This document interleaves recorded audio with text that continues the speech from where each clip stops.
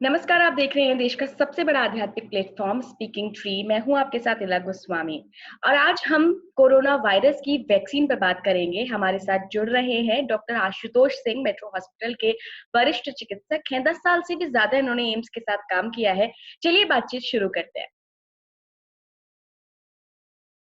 नमस्कार सर, बहुत-बहुत स्वागत है आपका स्पीकिंग ट्री के इस खास वीडियो में। Thank you La. सर नमस्कार मैं इसलिए करती हूँ क्योंकि आजकल के दौर में नमस्कार करने से 2 फायदे हैं। एक तो कोरोना वायरस का जो संक्रमण है, हम उनसे भी बचे रहेंगे और उसके जैसे तमाम जो बैक्टीरियल इन्फेक्शंस भी होते हैं, हम उनसे भी बचे रहेंगे और दूसरा, ये हमारी भारतीय संस्कृति को बढ़ावा देता है। तो मुझे लगता है हर किसी को आज के दौर में नमस्कार करना चाहिए। बिल्कुल नमस्कार ही करना चाहिए, क्योंकि हाथ मिला इस समय कोरोना वायरस का इतना इन्फेक्शन चल रहा है, उसको देखते हुए हमें सोशल डिस्टेंस जिसे हमें बोलना चाहिए फिजिकल डिस्टेंस हमें मेंटेन करना होगा। बिल्कुल।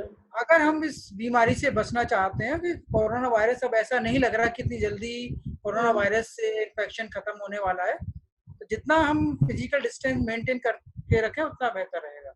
बिल्कुल सर। कोरोना वायरस सर संक्रमण काफ़ी तीव्रता से बढ़ रहा है, पूरे देश में काफ़ी अफ़रा-तफ़री का माहौल है, लॉकडाउन किया जा चुका है। सर आज हम कोरोना वायरस की जो वैक्सीन है उस पे बात करेंगे। ऑक्सफोर्ड यूनिवर्सिटी के साइंटिस्ट ने दावा किया है कि उन्होंने वैक्सीन बना ली है। मंकी पे इसका टेस्ट किया गया और ठीक टेस्ट हुआ है, उसकी जो रोग प्रतिरोधक क्षमता है, वो बढ़ गई है पहले से। सर आपको क्या लगता है ये वैक्सीन कितनी कारगर सिद्ध हो सकती है और आगे आने वाले समय में कैसे हम कोरोना वायरस को पछाड़ सकते हैं इस वैक्सीन से? देखिए, जब भी कोई भी नई ड्रग या कोई भी वैक्सीन हमें बनाना होता है, उसमें हमें 2 चीज़ें देखनी होती हैं। जी, पहला, वैक्सीन का साइड इफ़ेक्ट्स, ओके। ये ह्यूमन्स के लिए एक्सेप्टेबल है या नहीं है। सेकंड, उसकी एफ़िकेसी, कि इफ़ेक्टिव है या नहीं है। हुँ, किसी भी वैक्सीन या ड्रग के लिए फ़ेज़ 1, फ़ेज़ 2, फ़ेज़ 3 ट्रायल्स होते हैं। हुँ, फ़ेज़ 1 में हम एनिमल्स पर देखते हैं कि एनिमल्स पर उसका कोई सिग्निफिकेंट साइड इफ़ेक्ट तो नहीं है, कोई लाइफ़ थ्रेटनिंग साइड इफ़ेक्ट तो नहीं है। जी, सेकंड थिंग, अगर कोई साइड इफेक्ट नहीं है तो उसके एनिमल्स पर एफिकेसी क्या है, क्या एनिमल्स पर वो वैक्सीन या ड्रग इफेक्टिव है। हुँ, हुँ, जब एनिमल्स पर ट्रायल सक्सेसफुल होता है, हुँ, सेकंड फेज पर आप ह्यूमंस पर करते हैं। ह्यूमंस पर पहला जो फर्स्ट थिंग उसमें देखने का होता है वो होता है साइड इफेक्ट।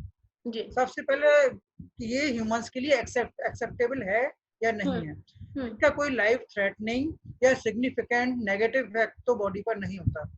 एक बार एक दो ओनली 1 और 2% पर हमने देखा कि इस पर कोई लाइफ थ्रेटनिंग साइड इफेक्ट नहीं होता, तब फिर हम कुछ ह्यूमन पॉपुलेशन पर उसका ट्रायल करते हैं, एक लिमिटेड पॉपुलेशन पर साइड इफेक्ट देखने के लिए।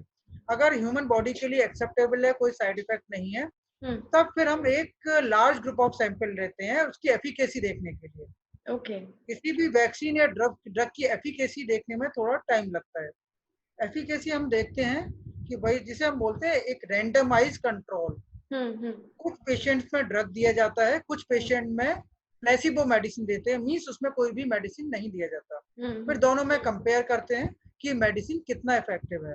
ओके, इससे आप समझ सकते हैं किसी भी वैक्सीन को सक्सेसफुली मार्केट में आने से पहले मल्टीपल फेजेस से गुजरना पड़ता है। जी, डायरेक्टली अगर मैं बोलता हूँ कि मैंने एक नई मेडिसिन बनाई है, हुँ, सीधे अगर स्ट्रेट फॉरवर्ड मैं ह्यूमन पर ट्रायल करूंगा, हुँ, वो उसके लिए लाइफ थ्रेटनिंग भी हो सकता है। ओके, स्पेशली वैक्सीन्स में हम एक वायरस को बॉडी में इंजेक्ट करते हैं जिसके अगेंस्ट एंटीबॉडी बनता है।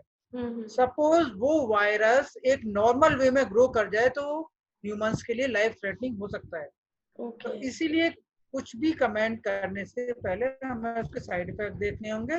उसके बाद एफिकेसी, एफिकेसी भी ऐसा नहीं होता आज मैंने वैक्सीन दिया किसी को और 2 दिन बाद मैं एसेस कर लूँ उसका हुँ, इफेक्ट। हुँ, हमें कुछ टाइम देखना, क्योंकि बॉडी में एंटीबॉडी बनने में भी अराउंड, जो आईजीएम एंटीबॉडी है वो अराउंड 7 to 10 डेज लगता है एंटीबॉडी स्टार्ट, जो उसमें फंक्शनिंग स्टार्ट होता है। आईजीसी एंटीबॉडी बनने में अराउंड 3-4 वीक्स मिनिमम लगता है। हुँ, इसलिए कोई भी वैक्सीन का हम फेज 1 ट्रायल करेंगे, फेज 2 ट्रायल करेंगे, फेज 3 ट्रायल करेंगे, ओके, उसमें टाइम लगता है।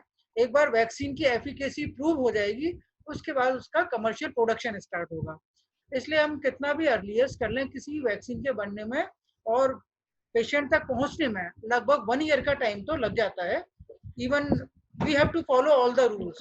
बिल्कुल, ये वैक्सीन कैसे बनाई जाती है? क्या-क्या चीज़ें होती हैं? वायरस, ऐसा मैंने पढ़ा है कि उसी वायरस से वैक्सीन बनती है।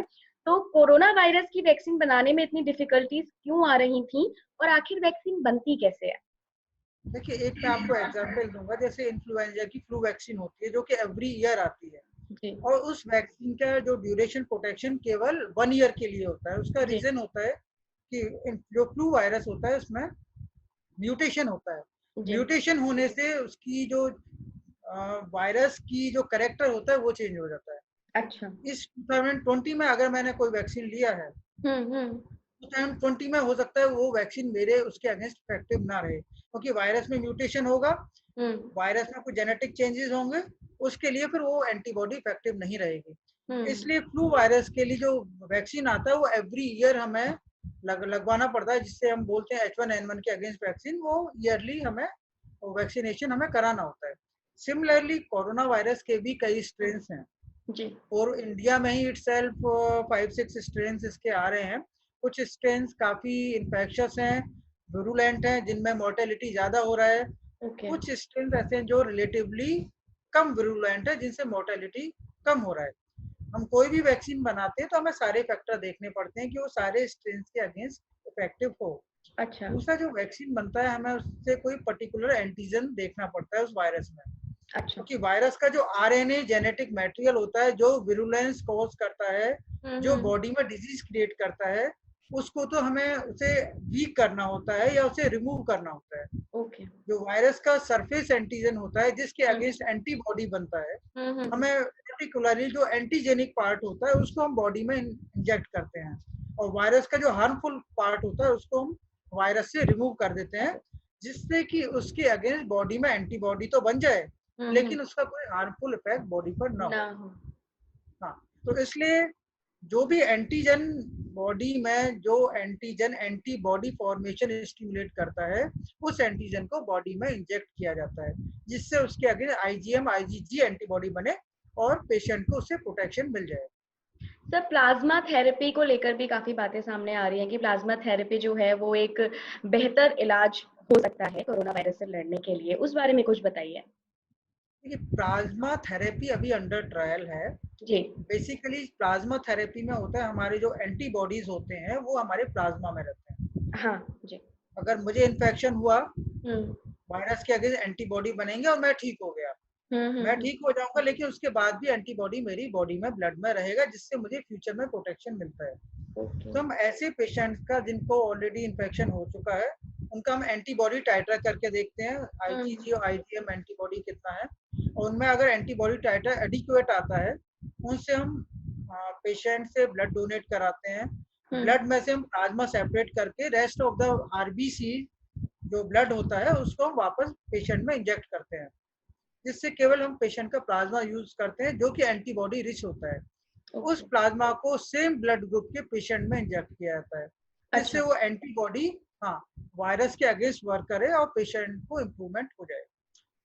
क्योंकि इसके अभी ट्रायल्स चल रहे हैं, बहुत ही इंडिया हुँ, में भी अभी 3-4 पेशेंट में भी दिया गया है, हुँ, और बाहर वेस्टर्न कंट्रीज में भी बहुत ज़्यादा पेशेंट्स में नहीं दिया गया। अभी अंडर ट्रायल केवल सिक पेशेंट्स में ट्रायल बेस पर ये यूज हो रहा है, तो डेफिनेट कुछ कह पाना अभी संभव नहीं है। But yes, theoretically and logically plasma therapy से इम्प्रूवमेंट होना चाहिए, क्योंकि हम पेशेंट को एंटीबॉडी प्रोवाइड करा रहे हैं। इवन बहुत इसका से कोई ऐसी डिजीज, साइड इफ़ेक्ट तो नहीं है? देखिए, साइड साइड इफेक्ट जितने भी ब्लड ट्रांसफ्यूजन के साइड इफेक्ट होते हैं वो उससे भी हो सकते हैं।